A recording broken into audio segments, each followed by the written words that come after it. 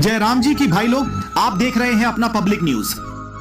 प्राण प्रतिष्ठा से पहले पीएम मोदी ने शुरू किया 11 दिन का विशेष अनुष्ठान। शेयर किया ऑडियो मैसेज। पीएम मोदी ने कहा है कि मैं भावना को शब्दों में बांध नहीं पा रहा हूं। अयोध्या में राम मंदिर की प्राण प्रतिष्ठा के अब केवल 10 दिन बचे हैं। देश में हर तरफ इसे लेकर तैयारियां जोरों पर हैं और कई जगहों पर तमाम कार्यक्रम आयोजित किए जा रहे हैं। इस बीच पर प्रधानमंत्री नरेंद्र मोदी ने एक विशेष ऑडियो संदेश जारी किया है।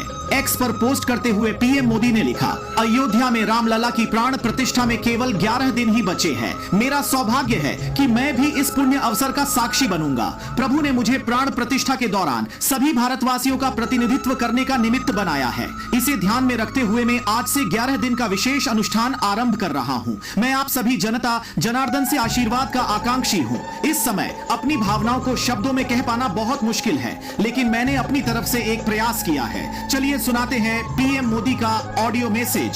सियावर रामचंद्र की जय। मेरे प्यारे देशवासियों, राम राम। जीवन के कुछ क्षण ईश्वरीय आशीर्वाद की वजह से ही यथार्थ में बदलते हैं। आज हम सभी भारतीयों के लिए, दुनिया भर में फैले राम भक्तों के लिए ऐसा ही पवित्र अवसर है। हर तरफ प्रभु श्री राम की भक्ति का अद्भुत वातावरण, चारों दिशाओं में राम नाम की धुन, राम भजनों की अद्भुत सौंदर्य माधुरी। हर किसी को इंतजार है 22 जनवरी का, उस ऐतिहासिक पवित्र पल का। और अब अयोध्या में रामलला की प्राण प्रतिष्ठा में केवल 11 दिन ही बचे हैं। मेरा सौभाग्य है कि मुझे भी इस पुण्य अवसर का साक्षी बनने का अवसर मिल रहा है। ये मेरे लिए कल्पनातीत अनुभूतियों का समय है। मैं भावुक हूं, भाव विह्वल हूं। मैं पहली बार जीवन में इस तरह के मनोभाव से गुजर रहा हूं। मैं एक अलग ही भाव भक्ति की अनुभूति कर रहा हूं। मेरे अंतर मन की ये भाव यात्रा मेरे लिए अभिव्यक्ति का नहीं, अनुभूति का अवसर है। चाहते हुए भी मैं इसकी गहनता, व्यापकता और तीव्रता को शब्दों में बांध नहीं पा रहा हूं। आप भी भली भांति मेरी स्थिति समझ सकते हैं।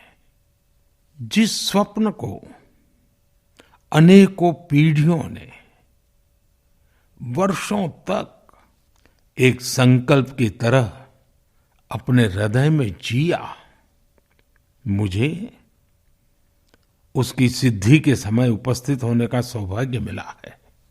प्रभु ने मुझे सभी भारतवासियों का प्रतिनिधित्व करने का निमित्त बनाया है। निमित्त मात्रम भव सव्यसाचिन। ये एक बहुत बड़ी जिम्मेदारी है। जैसा हमारे शास्त्रों में भी कहा गया है, हमें ईश्वर के यज्ञ के लिए, आराधना के लिए स्वयं में भी दैवीय चेतना जागृत करनी होती है। इसके लिए शास्त्रों में व्रत और कठोर नियम बताए गए हैं, जिन्हें प्राण प्रतिष्ठा से पहले पालन करना होता है। इसलिए आध्यात्मिक यात्रा की कुछ तपस्वी आत्माओं और महापुरुषों से मुझे जो मार्गदर्शन मिला, उन्होंने जो यम नियम सुझाए हैं, उसके अनुसार मैं आज से 11 दिन का विशेष अनुष्ठान आरंभ कर रहा हूं। इस पवित्र अवसर पर मैं परमात्मा के श्री चरणों में प्रार्थना करता हूं, ऋषियों, मुनियों, तपस्वियों का पुण्य स्मरण करता हूं और जनता जनार्दन जो ईश्वर का रूप है, उनसे प्रार्थना करता हूं कि आप मुझे आशीर्वाद दें ताकि मन से, वचन से, कर्म से मेरी तरफ से कोई कमी ना रहे। साथियों, मेरा ये सौभाग्य है कि 11 दिन के अपने अनुष्ठान का आरंभ मैं नासिक धाम पंचवटी से कर रहा हूं। पंचवटी वो पावन धरा है जहां प्रभु श्री राम ने काफी समय बिताया था। और आज मेरे लिए एक सुखद संयोग ये भी है कि आज स्वामी विवेकानंद जी की जन्म जयंती है। ये स्वामी विवेकानंद जी ही तो थे जिन्होंने हजारों वर्षों से आक्रांतित भारत की आत्मा को झकझोरा था। आज वही आत्मविश्वास भव्य राम मंदिर के रूप में हमारी पहचान बनकर सबके सामने है। और सोने पर सुहागा देखिए, आज माता जीजाबाई जी की जन्म जयंती है। माता जीजाबाई जिन्होंने छत्रपति शिवाजी महाराज के रूप में एक महामानव को जन्म दिया था। आज हम अपने भारत को जिस अक्षुण्ण रूप में देख रहे हैं, इसमें माता जीजाबाई जी का बहुत बड़ा योगदान है।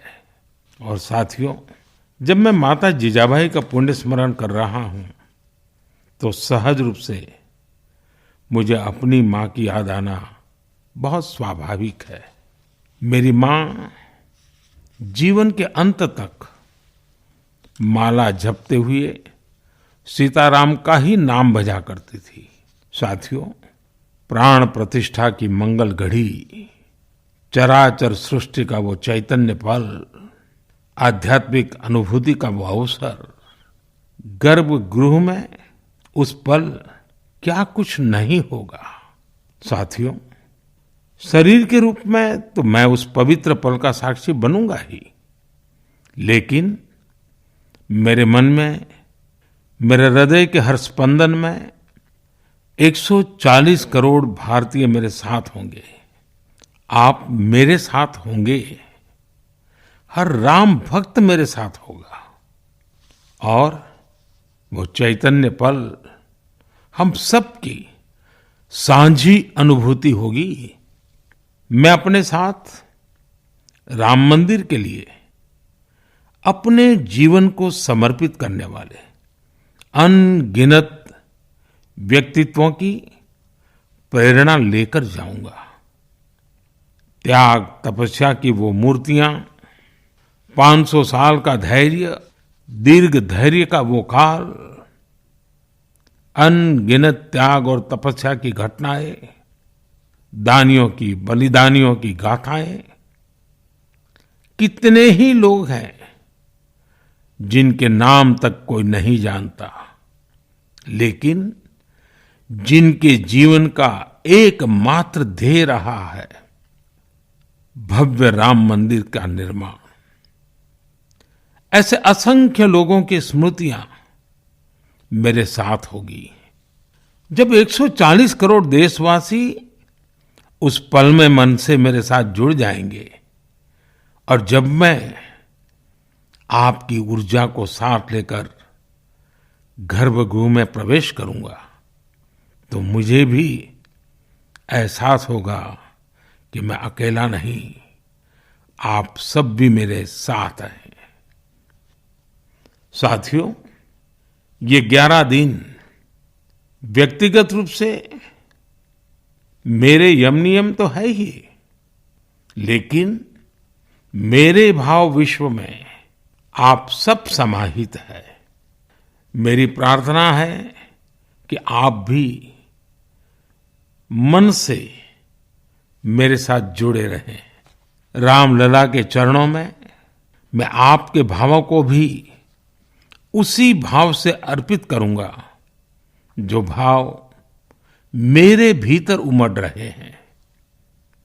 साथियों, हम सब इस सत्य को जानते हैं कि ईश्वर निराकार है, लेकिन ईश्वर साकार रूप में भी हमारी आध्यात्मिक यात्रा को बल देते हैं।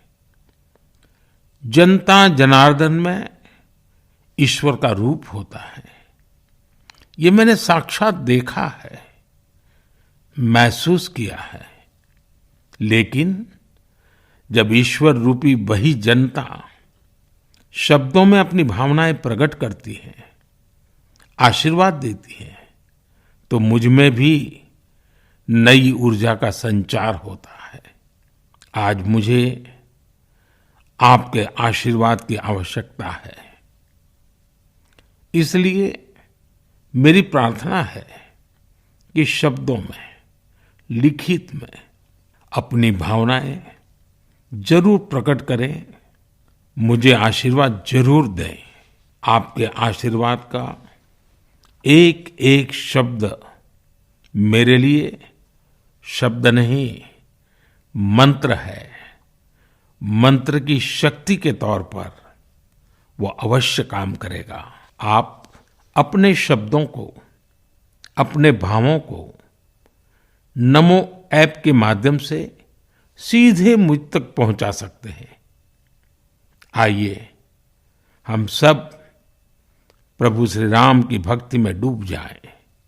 इसी भाव के साथ आप सभी राम भक्तों को कोटि कोटि नमन। जय सिया राम, जय सिया राम, जय